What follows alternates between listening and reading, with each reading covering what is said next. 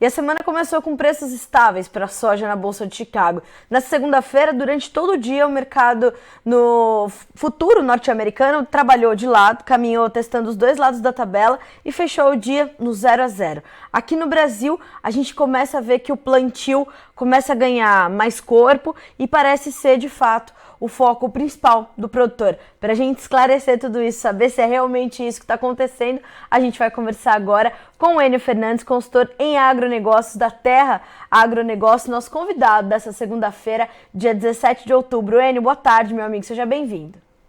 Cara, é um prazer estar aqui, sempre bom falar com vocês.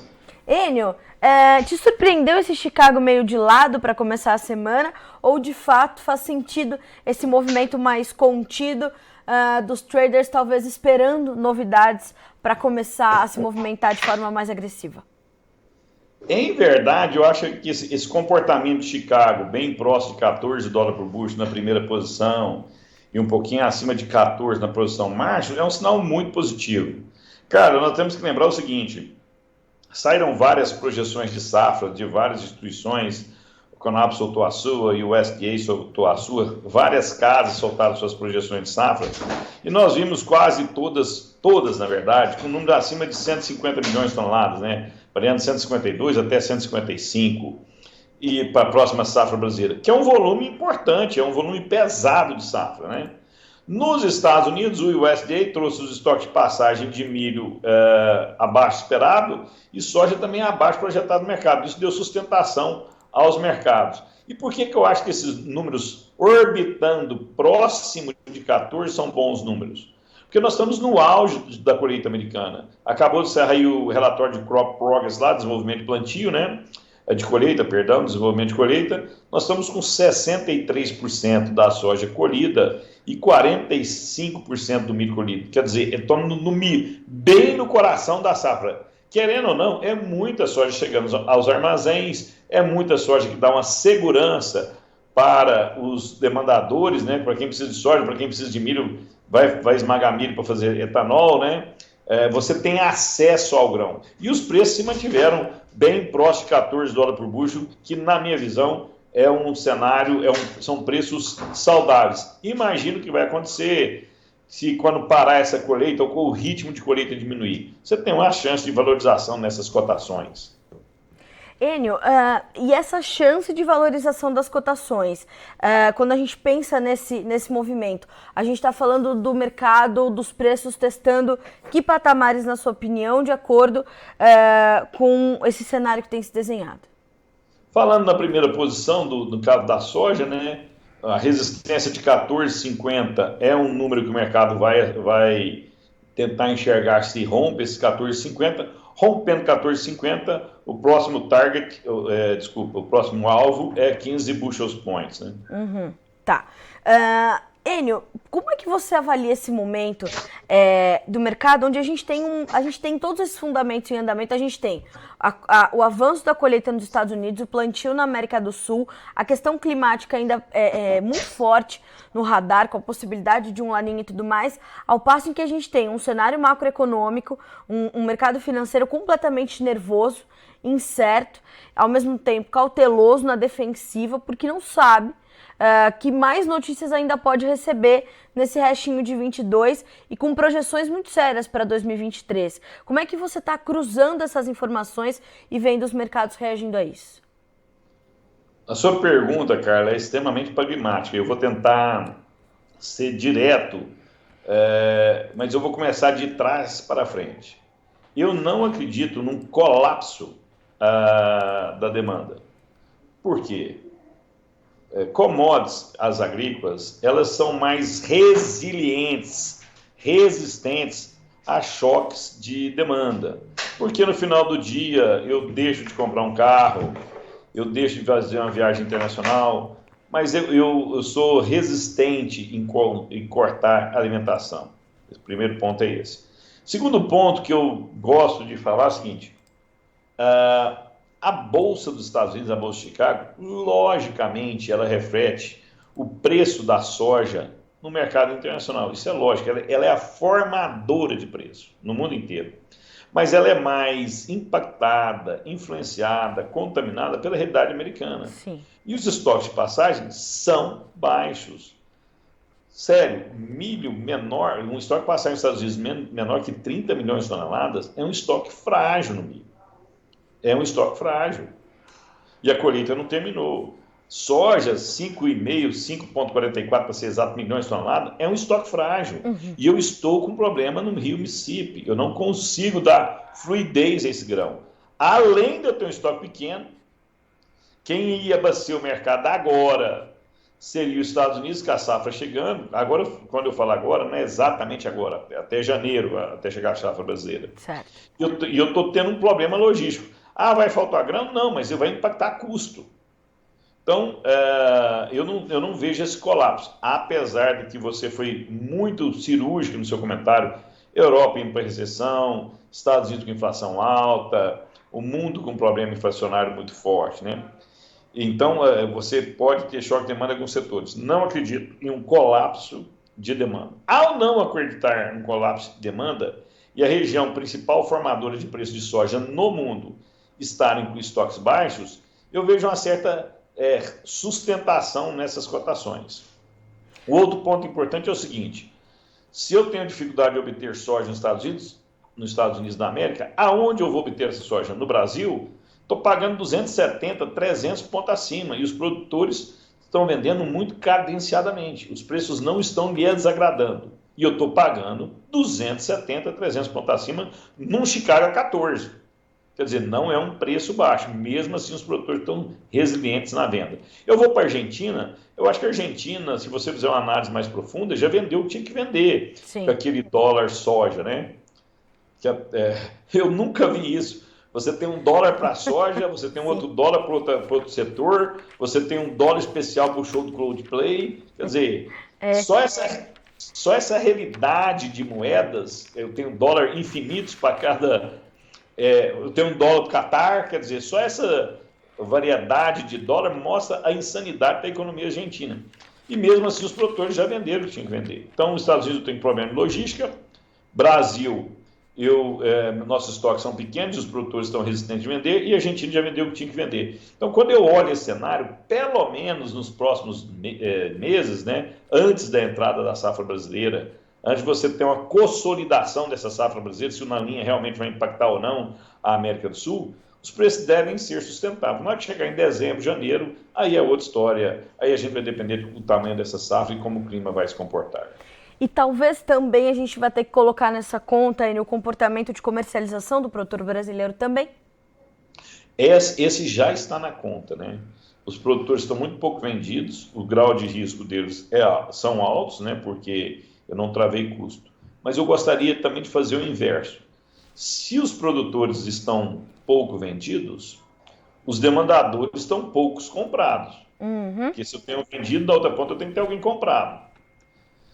E essas necessidades precisam ser atendidas. E aí eu vejo um demandador que esperou até agora para a entrada da safra norte-americana e ele é surpreendido com o dólar ganhando valor no mundo inteiro, quer dizer, independente de qual lugar do mundo que ele esteja, para ele comprar aquela mesma tonelada de soja, ele vai precisar de mais moeda sua, porque a moeda dele valorizou frente ao dólar. Sim. Segundo, dificuldade de acesso ao produto, porque a logística americana está comprometida. Terceiro, os produtores norte-americanos não estão sendo vorazes na venda. Então, ele vê esse cenário, ele precisa se proteger também para a próxima safra do Brasil. Se os produtores precisam de proteção, os demandadores também precisam de proteção. E o ponto é, Carla, as traders que vão fazer essas exportações precisam fechar esses contratos. Ninguém vai fazer contrato de take or pay sem ter nada pronto. Ninguém vai chegar na boca da safra sem ter nada pronto. Por isso que você vê os prêmios para fevereiro 90 acima, 85 acima. Então, o mercado vai tentar encontrar algum valor em reais ou em dólar que eu retire esse grão da mão do produtor.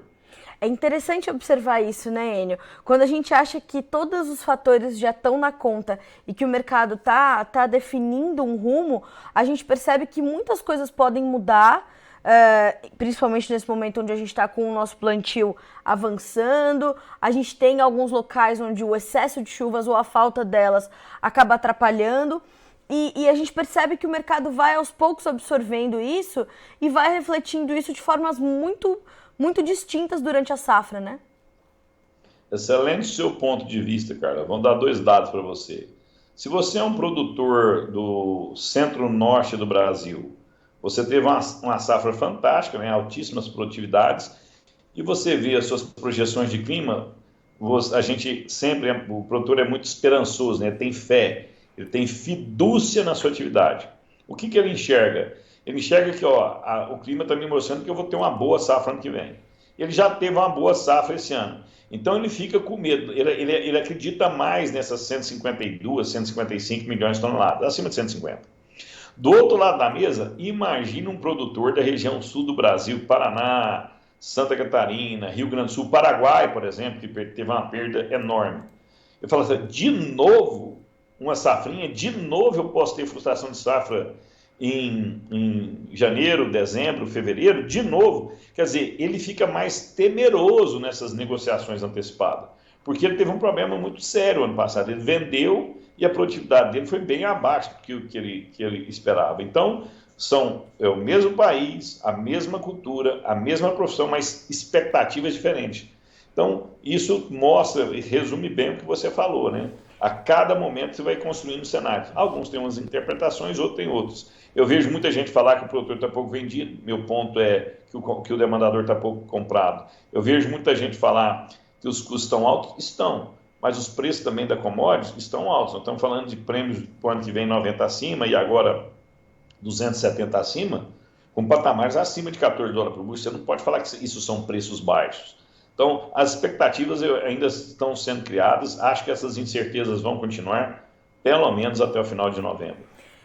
Eu queria entender, Enio, se a gente vai ter para o Brasil essa situação ainda mais, não sei se o termo é preocupante, mas se o produtor vai ficar mais contido, pelo menos até a conclusão do segundo turno das eleições, diante do comportamento do dólar.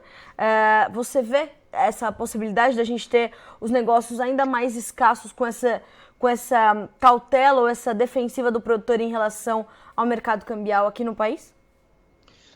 Na verdade, eu não acredito nisso, no caso da soja. Por quê? Se os preços estivessem atingindo as expectativas do produtor, ele venderia. Hoje ele projeta o custo dele para o ano que vem e vê os preços que estão lhe ofertando, a margem dele é muito apertada. Então ele tem insegurança em vender se ele está no centro-sul para cima. Se ele está no centro-sul para baixo, ele tem o risco da produtividade que pode ser pior, devido às projeções de laninha. Não estou falando que vai acontecer na laninha, não sou agrometeorologista, não sou especialista nisso, mas nós temos uma grande probabilidade de ter uma laninha, com queda de regime pluviométrico. 95% foi o último dado do NOAA, né, que é o órgão americano para clima, né? Certo. Então, assim, ele fica reticente. Agora, se nós tivéssemos preços que dessem uma certa margem ao produtor, que ele entendesse como confortável, ele operaria na venda do Centro-Sul para cima. Goiás, Mato Grosso, Mapitobá, Minas, ele operaria para cima. Porque você não tem, até agora, nenhuma grande ameaça. E ele começaria a travar seus custos com mais rapidez. Então, se nós tivermos os preços aonde os produtores acham, em reais, onde os produtores acham que lhes dão segurança de margem, eu acredito que eles operariam, independente se vai ter eleição ou não. Lógico, a eleição me dá uma incerteza sobre o futuro, se eu vou continuar investindo na minha atividade ou não, qual é o tipo de discurso que quem ganhar vai adotar. Nós temos um candidato que nem anunciou sua equipe econômica. Como é que você vai fazer futuros investimentos se você não sabe disso, né? Mas eu acho que esse não é o principal ponto. O principal ponto é que os preços atuais minimizam muito a margem do produtor. A gente tem falado muito do comportamento do vendedor, do comportamento da oferta. Como é que você está avaliando o comportamento da demanda nesse momento, Enio? A gente está vendo acontecer nesses últimos dias, né? Começou no final de semana, o Congresso do Partido Comunista Chinês. Me parece que Xi Jinping vai tocar os próximos 5 anos a segunda maior economia do mundo, maior importador global de soja. os discursos, as colocações de Xi Jinping te chamam a atenção em algum ponto que a gente tem que estar atento aqui no agronegócio brasileiro? É a mesma novela reprisada, né? Vamos lá, vamos falar da geopolítica. Ele afirmou que não vai para conflito, mas sim pretende incorporar Taiwan. Isso está no core business do chinês, né? Tá no discurso do chinês há muito tempo. Ele não falou nada de novo, ele não deu prazo, ele não deu data, mas ele falou que vai ser o mais breve possível. Quer dizer, isso já está sobre a mesa. A demanda chinesa. A gente discute muito se a demanda chinesa vai cair, vai crescer, vai cair, vai crescer, mas nós estamos vendo números bem perto de 100 milhões de toneladas, 98, 97, 99, quer dizer, eu tenho uma demanda robusta. E aí algumas pessoas falam assim, não, mas mudou bastante, né? A China crescia 12% ao ano, estão projetando para o ano que vem 4,5%, né? A China não pode crescer 12, 10, porque não tem produto para atender uma economia daquele tamanho. Se você... antigamente ela crescia 12, 10% ao ano, porque o tamanho da economia chinesa era um. Hoje é outro, 13 trilhões, 14 trilhões de dólares. Quer dizer, eu crescer 5% em 13, 14 trilhões de dólares, e eu crescer 10% a 8 trilhões de dólares, tem uma diferença absurda nisso, né? Hoje a gente não consegue, se ela crescesse nesse patamar, eu não teria navio para atender, eu não teria aço para atender, eu talvez não teria nem grão para atender. Então, esse é um cenário. E, de novo, eu volto ao ponto, né? As grandes populações do mundo, a Ásia, Índia, né? Essas regiões, querendo ou não, você está vendo a renda per capita desses países crescerem. Isso sustenta uma demanda por alimentos, né? Logicamente, de novo, estamos tendo uma valorização muito forte da moeda norte-americana, o índice DXY acima de 103 mil pontos, orbitando perto disso, logicamente, eu tenho um arrefecimento do poder de compra. Mas eu duvido, eu sou cético em encontrar uma redução forte de demanda de alimentos devido a essa resiliência do setor alimentício à crise, né? Tanto é que passando a ano, degrau a degrau, você tem alguns solavancos, mas estruturalmente a demanda é forte. Dá uma olhada, Carla, qual era a nossa produção de milho 4, 5 anos atrás e qual era o nosso estoques? Qual era a nossa produção de soja e qual era o nosso estoque? Sim. Os nossos estoques estão sendo comprimidos. Os estoques estão sendo comprimidos. Se é para a formação de novos estoques, eu não sei. Se é excesso de consumo, eu não sei, mas eu estou vendo o número. Número projetado por um órgão de extrema credibilidade. Sim. De novo, o Brasil vai, se você pegar os dados da Conab até do USDA, nós vamos colher uma fantástica safra, 150, 155, alguma coisa nesse intervalo. Eu não quero me ater ao número, eu quero me ater ao cenário. Uhum. Vamos terminar o ano com os estoques apertados, esperando já a soja em fevereiro de 24 para poder fechar as contas. Sim. Então, assim, o cenário de demanda ele não é completamente tranquilo, eu não tenho que ficar, lógico, eu tenho que me preocupar, mas estruturalmente, a médio prazo, eu não vejo nenhum colapso de demanda, apesar da recessão na Europa. Enio, para finalizar, eu queria um pouquinho da sua avaliação nesse início de semana para o mercado do trigo. Foi um mercado que hoje me chamou a atenção porque nos últimos dias da semana passada nós vimos a Rússia vai continuar no acordo para manter o corredor de exportação. Não vai, não vai. E a gente já percebeu que tem uma coisa que o Vladimir Putin não tem feito muito, é blefar. Ele fala, vai e faz. E é bastante assustador, né? Inclusive. Vamos completar 8 meses de guerra, o trigo está completamente volátil e a gente vê que nessa segunda-feira o mercado começou o dia subindo bem e vai terminar o dia no 0-0 também. Como é que você avaliou esse mercado e como é que ele impactou os seus correlatos ali, os seus mercados vizinhos em Chicago? E nas outras bolsas também, né? A sua pergunta é muito perspicaz. Vamos lá, né? Semana passada, na minha visão, o mercado de trigo ele se comportou como um eletroencefalograma em alguém que tem algum problema mental, né? Porque ele subia 30 pontos no dia, caía 30 no outro, subia 70, depois devolvia 30, depois ia com 30 de baixo. Quer dizer, você formar preço nesse cenário, muito difícil, muito difícil. Isso traz insegurança de oferta. Essa volatilidade mostra um dado só, o alto grau de insegurança, tanto de oferta quanto de demanda, porque senão só subia, né? Então, é um mercado completamente inseguro. Outro ponto é que nós temos que analisar dados. Se nós estamos falando que os bombardeios, se as agências de notícias estão nos mostrando que os bombardeios estão se intensificando, estão ficando mais agressivos, se do outro lado você vê ameaças de países falando que se a Rússia usar armas nucleares, o Ocidente vai responder, e do lado de cá, o Vladimir Putin afirmando fortemente, caso a OTAN aceite a Ucrânia, caso a Ucrânia entre na OTAN, ele vai usar arma nuclear, e aquela região, cara, é uma região muito importante para o trigo, mas também para fertilizantes, óleo de girassol. Mas vamos pôr, as ameaças mostram que a gente tem sim um grau de insegurança muito forte. Sim. Por isso essa volatilidade. Agora eu vou te dar um dado. Estamos no meio de um conflito. Alguns desses conflitos estão ocorrendo muito próximos de usinas atômicas. Você já imaginou se um erro de cálculo, não seja intencional, mas um erro de cálculo, algum míssil desse atinja uma estrutura de uma usina atômica dessa? Pois é.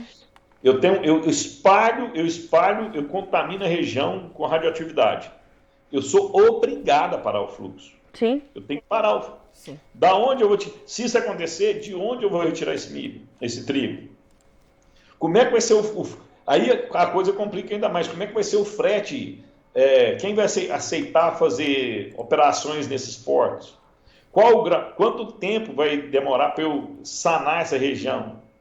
Então, assim, é tanto risco sobre a mesa que se eu fosse um demandador de trigo ou de algum produto correlato, eu teria cuidado, eu tentaria garantir o acesso ao produto. Eu tentaria fazer isso. Porque a questão não é de preço, é ter acesso ao produto ou não. Muito parecido com o que foi o fertilizante alguns meses atrás. Ninguém estava discutindo o preço do fertilizante. A questão é se a gente teria fertilizante para plantar ou não. Então, assim, esse mercado de trigo, essa volatilidade insana, mostra o grau de insegurança que nós temos. E a insegurança, a gente tem que deixar claro, é para os dois lados, né? Tanto para quem tem um produto a ser vendido, para quem tem um produto a ser adquirido, né? Comprado. Aqui, no primeiro item que eu falei para você, para quem tem um produto a ser vender, você pode ter prejuízo financeiro na atividade ou não. Isso aqui é um ponto, né? Mas aqui é mais grave, eu posso não ter acesso ao produto. Não é eu comprar o trigo e vender prejuízo, é eu não ter acesso ao produto, sim, caso ocorra algum incidente nessa guerra, algum imponderável. E a gente não precisa ser nem tão drástico assim. Caso ocorra algum incidente num porto desse de escoamento que seja importante para escoamento de grãos e fertilizantes, de trigo e fertilizantes, você tem uma série de produtos, de pontos de risco sobre a mesa que tanto o demandador como as origens precisam estar atentos. Um pode ter prejuízo na operação, o outro pode não ter acesso ao produto. E a não ter acesso ao produto, aí você entra numa zona de risco extremamente alta, né? Certo. Enio, tem uma pergunta do Vitor Hugo de Lima, diz o seguinte para você, ele é de Itaporanga, São Paulo. Parabéns pela análise, Enio. Como estão as margens de esmagamento no Brasil? Qual a previsão para as margens até a próxima colheita nossa? Há uma possibilidade de uma maior valorização do prêmio? E aí o Kleber Eduardo, ele complementa, diz o seguinte, com as indústrias brasileiras parando as atividades de final de ano, pode haver um recuo no preço da soja? Como é que você avalia essa questão da demanda interna e das nossas margens de esmagamento? Primeiro eu quero agradecer a pergunta dos dois, né? As margens de esmagamento estão sendo comprimidas. O preço, nós temos um problema hoje que são os óleos vegetais, né? Nós estamos com excesso desses óleos em alguma... Quando a Indonésia volta a ofertar grande volume de óleo de palma, ela trouxe um certo problema para o mercado de óleos vegetais. Hoje, então, as indústrias estão com dificuldade de manter as margens que ela tinha no caso de esmagar e fazer óleo de soja. Em contrapartida, eu tento valorizar mais o meu óleo, o meu farelo, para a minha soma que chama crush margin, a margem que eu tenho no farelo e a margem que eu tenho no óleo, satisfazer meus planejamentos. Só que, tudo bem, o Brasil está exportando muito farelo, porque a Argentina exportou muita soja grão, nós ganhamos essa janela. Só que daqui para diante nós estamos indo para um cenário de, em teoria, regularização das chuvas. Como a maior regularização das chuvas, eu tenho uma maior oferta de pastagem. Como a maior oferta de pastagem, eu tenho menor consumo de ração.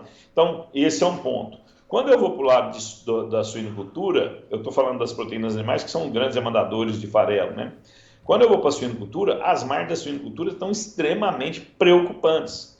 Nós esperávamos recuperação nos preços das proteínas animais, todos aves, suínos e bovinos, com o final do ano, porque eu teria Copa, eu tenho o Auxílio Brasil e eu tenho as festividades no final do ano. Essa alta não está vindo, mostrando que a população brasileira está com poder de compra comprimido. O outro ponto também, as indústrias precisam parar para fazer suas manutenções, grande maioria delas. Se não vão parar tudo, elas vão parar parte da sua operação.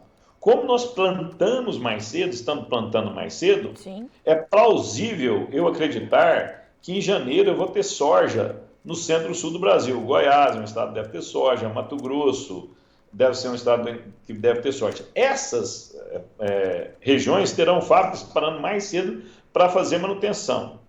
Outro ponto é o seguinte, eu estou pagando 270, 260, eu paguei 290 pontos acima para tentar originar grandes volumes de soja. E mesmo assim, eu não estou conseguindo originar, eu estou tendo dificuldade de originar. Quem tem a planta de esmagamento de soja, vai assim, minhas margens estão sendo comprimidas, eu preciso fazer a manutenção nessas plantas, e mesmo pagando os prêmios extremamente agressivos, eu não estou conseguindo originar. Na minha visão, no mercado interno, é natural que os preços cedam um pouco, principalmente quando chegar dezembro, que aí todo mundo já fez seu planejamento. Uma empresa que esmaga soja e milho, ou um exportador que exporta soja ou milho, ele faz o planejamento dele para 60 dias, nós estamos a 60, 70 dias, nós estamos já quase chegando em novembro, então é natural que essa disputa pela soja agora dê uma diminuída. Mesmo que Chicago suba, nós podemos ver os prêmios cederem um pouco, porque as plantas esmagadoras não estarão operando. Agora, caso a gente tenha algum problema grave, ou que piora essa situação de escoamento da safra nos Estados Unidos, o mercado vai buscar soja onde ela estiver, independente se é a fábrica está esmagando ou não. Certo. Mas esse não é o cenário de normalidade. Podemos ter dificuldade, podemos ter custos maiores, mas os americanos vão entregar 117, 118 milhões de toneladas para o mercado, e essa soja chega ao mercado e ela atende essa demanda congestionada agora até a entrada da safra em janeiro. Não sei se eu fui completo na resposta. Foi com certeza. Com certeza. Eu estava até vendo aqui se eu tinha trazido o comentário do Kleber, também eu trouxe. Enio, olha, te agradeço demais por todos esses esclarecimentos, principalmente por essas análises sempre muito completas e muito amarradas para o produtor brasileiro entender em que contexto ele está inserido nisso tudo. Então, te agradeço muito por estar conosco para começar a semana. Excelente forma da gente começar a semana com informações tão robustas, né, e consistentes. Muito obrigada mais uma vez. Boa semana para você, meu amigo. Muito obrigado, é sempre um prazer estar com vocês. Uma fantástica semana a todos. Muito obrigada, para ti também. Um abraço, até a próxima. Tchau. Até mais. Enio Fernandes, consultor em agronegócios da Terra Agronegócios, nos destacando, portanto, algumas situações importantes e essa necessidade que o mercado ainda tem de ter novidades, de receber mais informações para então se posicionar, para tomar um rumo mais claro. Lembrando que a gente ainda vê um mercado muito dividido entre fundamentos e mercado financeiro, né? Esse macro cenário que ainda influencia muito forte. Reflexo disso é o trigo, que hoje começou o dia subindo 15, 16, 17 pontos, voltou, fechou no 0-0 na Bolsa de Chicago. E é um movimento que tende a continuar. O Enio nos lembra que temos ainda estoques muito apertados, vamos terminar 23 com estoques apertados também, né? Apesar de termos uma uma safra que, como o Enio falou, a gente tem números bastante díspares ainda, mas ainda assim são números de uma safra recorde para o Brasil, que podem variar de 150 a 155 milhões de toneladas. Vamos ver o comportamento do clima e, claro, como isso vai continuar impactando na formação dos preços aqui no Brasil, fora prêmios, né, que seguem positivos, muito positivos para o disponível e altos ainda, apesar de, claro, bem mais baixos do que os do mercado spot, né, para a safra nova, ainda estão positivos, o que indica que a nossa demanda, a demanda pela nossa soja está forte e teremos esses estoques que ainda serão apertadinhos apesar da chegada de uma nova safra. Então tudo isso sinaliza para o produtor brasileiro que ele ainda tem boas oportunidades e, mais do que isso, que ele pode fazer bons negócios. O que ele precisa ter é um bom planejamento comercial, como também pontuou o Enio, até porque o comportamento da demanda, o Enio traz uma frase muito importante, abre aspas, não acredito em um colapso da demanda, né? A demanda por alimentos ainda é muito forte, então a gente tem que olhar para isso. Então temos esse quadro e agora a gente vai checar como ficaram as cotações na Bolsa de Chicago para ver o fechamento dessa segunda-feira para o mercado de grãos, números da soja na sua tela. Novembro fecha com 13 dólares e 85 centos por bushel, uma pequena alta de 1,5 ponto. Janeiro, 13,92, estável. O março, 14 dólares por bushel, perdendo 1 ponto. O maio fecha com 14,7, com 2 pontos de queda. No milho, nós tivemos também uma movimentação um pouco mais tímida. Vamos ver os preços. Ainda assim, fechando em campo negativo. Dezembro, 6 dólares e 83 centos por bushel, 6 pontos mais 25 de queda. O março, 6,89, caindo 6 pontos e meio. O maio, 6 dólares e 91, com baixa de 6 pontos mais 25. O julho, 6 dólares e 85, com queda de 5 pontos e meio. Para concluir, os números do trigo, dezembro com 8,61, março 8 dólares e 78, maio 8 dólares e 87, julho 8 dólares e 83, as altas variaram de 1,25 a 2 pontos mais 75 nos contratos mais negociados. E para finalizar, recapitulando os números da colheita norte-americana, de acordo com os dados divulgados agora pelo USDA, nós temos 45% da área norte-americana de milho já colhida contra 31% da semana passada e uma expectativa do mercado que era de 46%, então ligeiramente abaixo da expectativa. Na soja, 63% colhido já contra 44% da semana passada e acima da média esperada pelo mercado de 60%. Então temos por mais uma semana a colheita da soja superando a expectativa do mercado e a do milho um pouquinho mais baixo do que a expectativa média ali, as projeções dos traders. Fechado? A gente volta a se encontrar amanhã na nossa programação ao vivo, mas as nossas informações continuam chegando para que vocês sejam sempre os produtores rurais mais bem informados do Brasil. Notícias Agrícolas, 25 anos ao lado do produtor rural. Participe das nossas mídias sociais, no Facebook, Notícias Agrícolas, no Instagram, @Notícias Agrícolas e em nosso Twitter, @Noteagri. E para assistir todos os vídeos, se inscreva no YouTube, na Twitch, no Notícias Agrícolas Oficial.